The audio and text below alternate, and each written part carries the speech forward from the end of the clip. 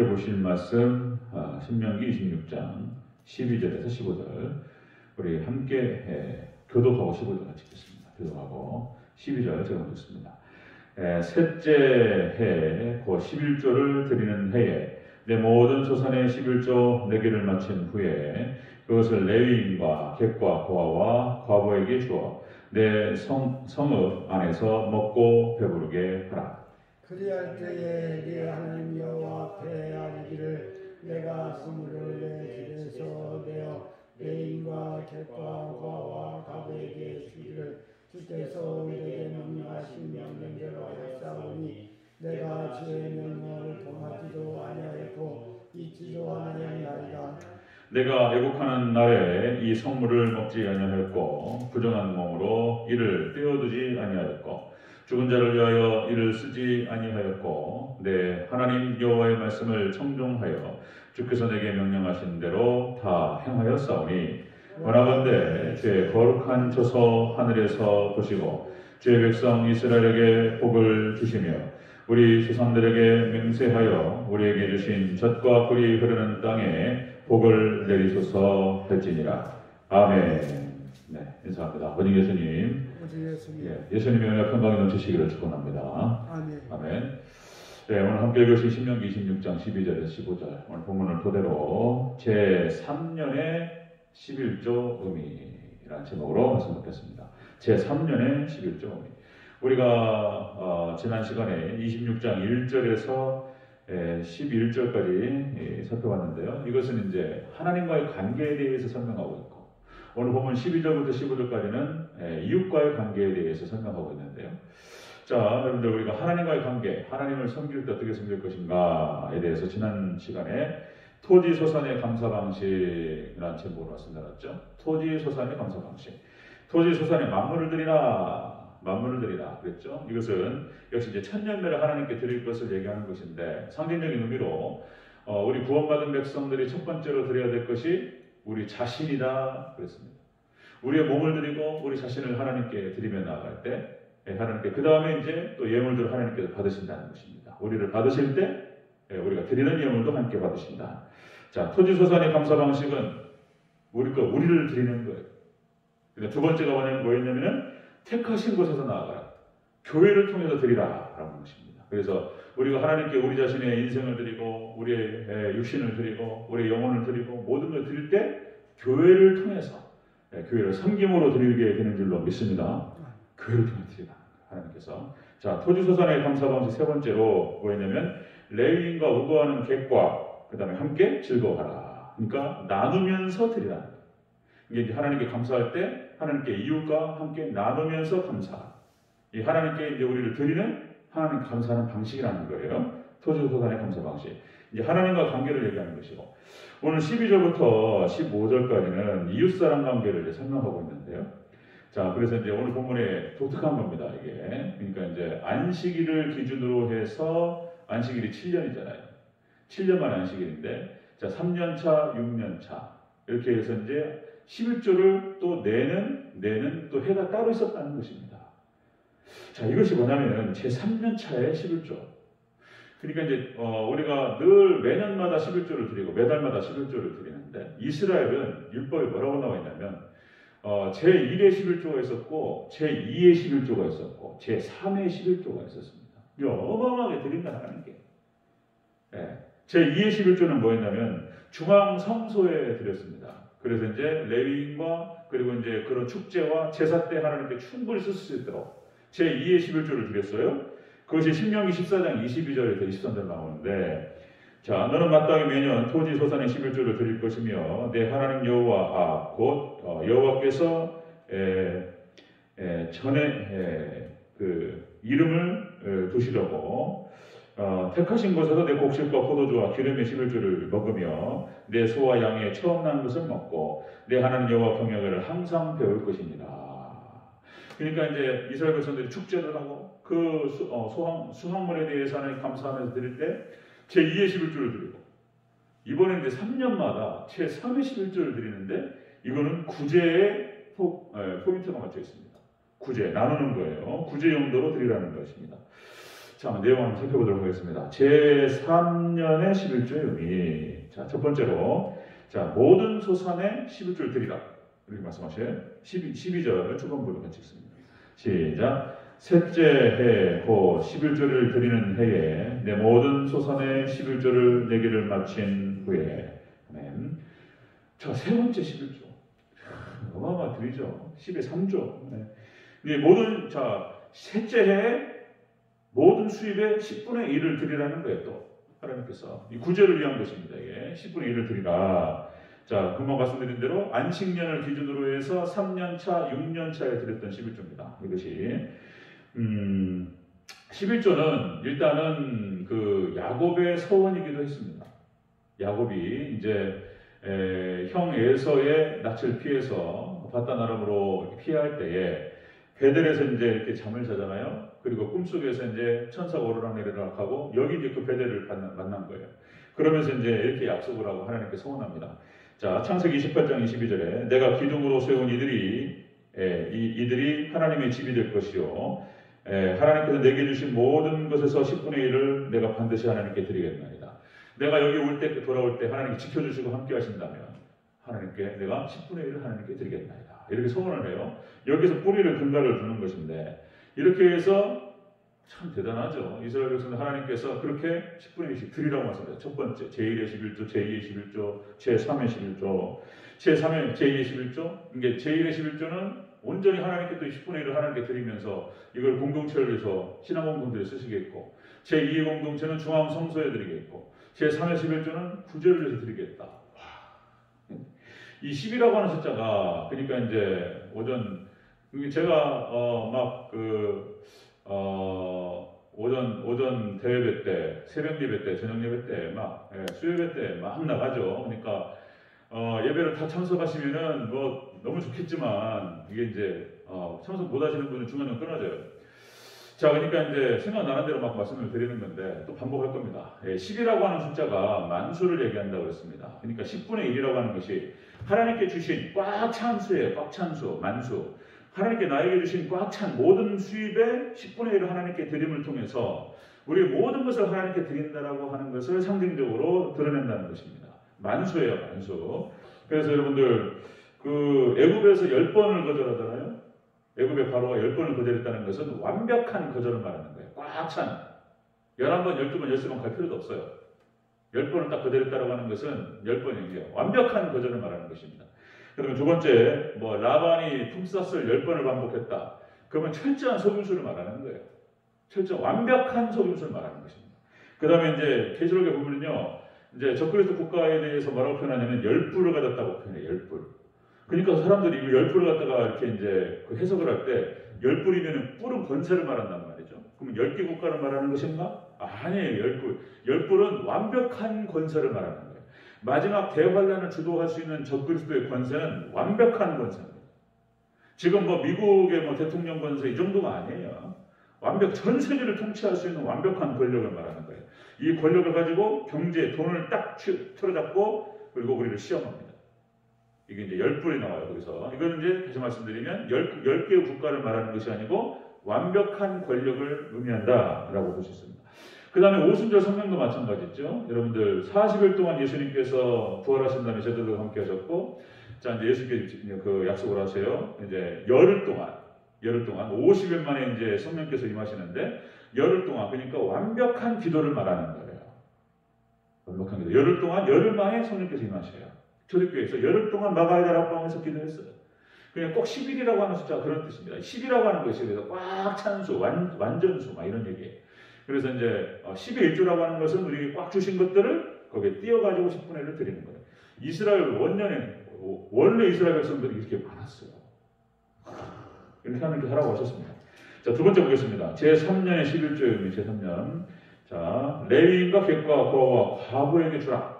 이렇게 말씀하셨어요. 12절 다시 한번 읽겠습니다. 시작. 셋째 해 고 11조를 드리는 해에 내 모든 소산의 11조 내기를 마친 후에 그것을 레위인과 객과 고아와 과부에게 주어 내 서급 안에서 먹고 배부르게 하라. 아멘. 이 3년째 이 11조는 구제에 맞춰 있다는 거 다시 말씀드리면, 그래서 레위인과 객과 나그네예요. 나그네. 그 다음에 고아와 과부 없는 사람들을 말하는 것입니다. 이웃들, 어려운 이웃들에게 나눠주면서 감사하라. 이렇게 하나님께서 말씀하신 거예요. 자, 우리 10계명은 다시 말씀드리면 10가지 계명, 이것도 완전수를 말하는 거예요. 꽉 찬 하나님의 뜻을 말하는 거예요. 그러니까 모든 율법과 선지의 강령이다. 10가지 계명. 그렇게 해가지고 이것이 이제 하나님 사랑 계명과 이웃 사랑의 계명으로 나뉘죠. 그래서 이 율법과 이 계명은 하나님 사랑, 하나님을 섬기는 것과 이웃을 섬기는 것이 별개의 것이 아니라는 뜻입니다. 동전의 양면처럼 같이 있는 거예요. 하나님을 섬기는 자는 반드시 이웃을 섬겨야 된다는 거예요. 이것은 선택의 여지가 있는 게 아니에요. 해도 되고 안 해도 되는 것이 아니고 하나님 명령이에요. 그냥 하나님, 우리가 이웃을 섬겨야 되는 것이 하나님 명령인 줄로 믿습니다. 하나님께 이렇게 섬기라고 말씀하시는 거예요. 이웃을 사랑하라고. 그래서 어려운 이웃을 도울 때, 섬길 때 끝까지 도우라는 거예요. 끝까지 도우라. 하나님께서는 하여튼 하나님 섬김 받는 것과 그 다음에 이웃을 섬겨야 될 것에 이웃에 대해서 그렇게 관심이 많아요. 하나님의 마음이 여기 있습니다. 하나님의 마음이 연약한 자들, 없는 자들, 혼자서 일어설 수 없는 자들, 이런 자들을 도우라는 거예요. 자, 여러분들 신명기 10장 18절 19절에서 또 이렇게 나옵니다. 자, 고아와 과부를 위하여 정의를 행하시며 나그네를 사랑하여 그에게 떡과 옷을 주시나니 너희는 나그네를 사랑하라. 왜냐하면 전에 너희도 애굽에서 나그네 되었음이니라. 너희가 전에도 그렇게 나그네 되었었고 너희가 그렇게 불우한 상태에 있었고 없었을 때가 있었다는 거예요. 그래서 너희도 그때를 기억하면서 애굽에서 있었을 때를 기억하면서 나그네와 없는 자들을 위해서 나가는 거예요. 이게 하나님 뜻이에요. 그리고 또 뭐라고 하냐면 누가복음 12장 33절에 이런 표현이 나옵니다. 하늘에 쌓아둔 보물이라는 표현이 나와요. 구제가 하늘에 쌓아둔 보물이래. 이렇게 나옵니다. 너희의 소유를 팔아 구제하여 너희의 소유를 팔아서 구제하여서 낡아지지 아니하는 배낭을 만들라. 그냥 구제가 낡아지지 않은 배낭이라는 거예요. 거기다 이제 구제를 그걸 해주면 쌓이는 거예요. 이렇게 계속 곧 하늘에 둔 바 다함이 없는 보물이래요. 하늘에 쌓아둔 거예요. 연약한 자들을 갖다 돕는다는 것이 하나님께 꾸준다는 거예요. 할렐루야 믿습니까? 이런 말씀하세요. 하나님께 그렇게 연약한 자들에 대해서 관심이 많으세요. 하늘에 쌓아둔 바 다함이 없는 보물이니 거기는 도둑이 가까이 하는 일이 없고 좀도 먹는 일이 없느니라. 너희 보물이 있는 곳에 너희 마음이 있느니라. 하나님께 가난한 자, 없는 자, 불쌍한 자 이런 자들을 돕고 그들을 돌보라고 하나님께서 말씀하시는 거예요. 자, 제3년의 11조의 의미는 모든 수입의 10분의 1을 드리는 것이고 두 번째로 구제, 나눔의 의미가 있다라고 하는 것입니다. 그 다음에 세 번째 보겠습니다. 세 번째, 제3년의 11조의 의미 세 번째로 주의 명령을 잊지 않고 행하라 이렇게 말씀했어요. 13절부터 15절까지 쭉 읽겠습니다. 시작. 그리할 때에 내 하나님 여호와 앞에 아뢰기를 내가 성물을 내 집에서 내어 레인과 객과 고아와 과부에게 주기를 주께서 내게 명령하신 명령대로 하였사오니 내가 주의 명령을 범하지도 아니하였고 잊지도 아니하였나이다. 내가 애곡하는 날에 이 성물을 먹지 아니하였고 부정한 몸으로 이를 떼어두지 아니하였고 죽은 자를 위하여 이를 쓰지 아니하였고 내 하나님 여호와의 말씀을 청종하여 주께서 내게 명령하신 대로 다 행하였사오니 원하건대 주의 거룩한 처소 하늘에서 보시고 주의 백성 이스라엘에게 복을 주시며 우리 조상들에게 맹세하여 우리에게 주신 젖과 꿀이 흐르는 땅에 복을 내리소서 할지니라. 아멘. 이렇게 하고 이웃을 위해서 돌보고 11조를 떼어서 자신의 재산이에요. 재산. 내가 혼자 먹어도 어떨 때는 모자랄 수 있어요. 이걸 떼라는 거예요. 떼어서 나누라는 것입니다. 그리고는 이제 유급할 때에 하나님 기도하는 거예요. 자, 내가 애곡하는 날에 어려울 때 하나님 명령대로 행하였고 하나님을 섬겼고 이웃을 섬겼나이다. 하나님 복을 주시옵소서. 이렇게 기도하면 하나님 들어주신다는 것입니다. 아멘. 들어주신다는 거예요. 여기 하나님께서 하늘에 쌓아둔 보물이라고 말씀하시면서 자, 이것은 또 무엇을 의미하냐면 주의 명령이 이 11조라고 하는 것이 주의 명령이다. 법이라는 거예요. 다시 말씀드리면 선택사항이 아닙니다. 그러니까 이제 이렇게 모세오경을 모르잖아요.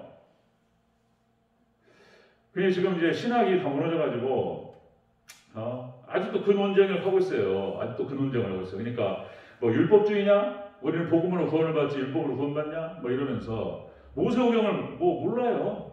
뭐 저는 또 알아서 한다는 말씀드리면 된다기보다도 그러니까 이제 이런 신명기 구석구석에 또 잘 읽지도 않잖아요, 성경책. 그러니까 지금 교회에서 성도들의 신앙 수준이라고 하는 것이 너무 안타까워요. 그래서 또 말씀드리면 이제 이것이 뭐 신율법주의냐, 뭐 율법으로 구원받냐, 뭐 이런단 말이죠.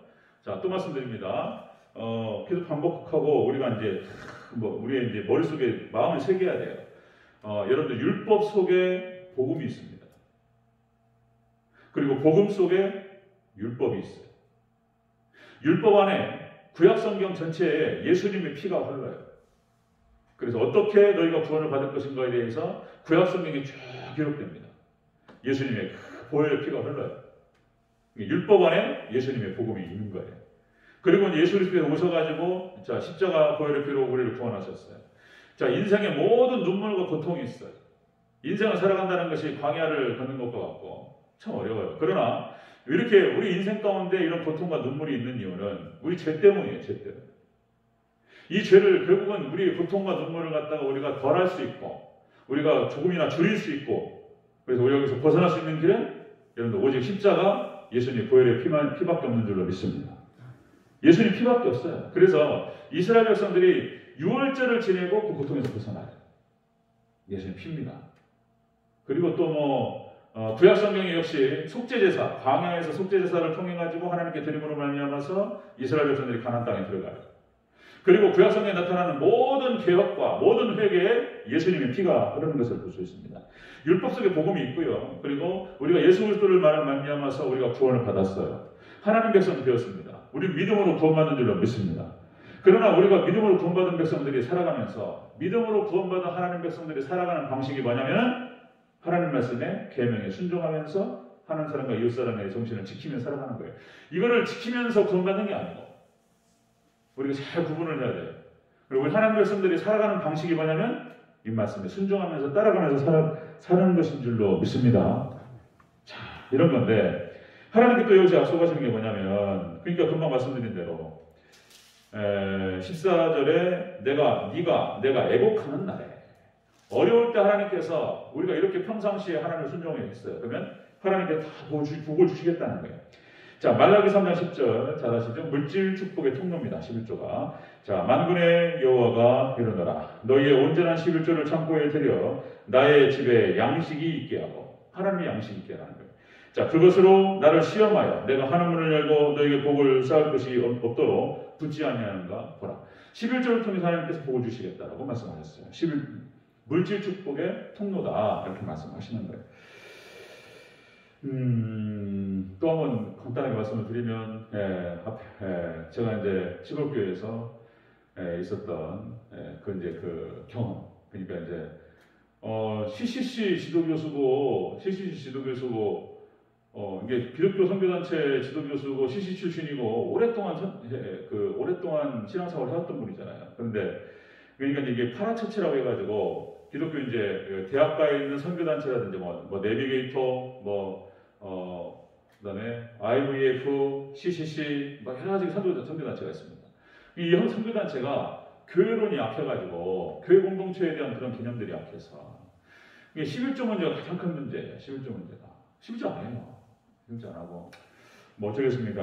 그러니까 11조를 드렸으면 좋겠다. 제가 이제 글쎄 대놓고 그렇게 한 얘기는 아닌데 11조를 피하시는 11조를 피하셔가지고 교회를 옮겨 다니시고 안타깝죠. 그래서 그래서 하나님께서 11조를 하나님께 명령으로 정하셨다는 것입니다. 그래서 한번 말씀드렸죠. 11조라고 하는 것이 10계명에 대한 1계명과 2계명과 8계명과 10계명 네 가지 계명입니다.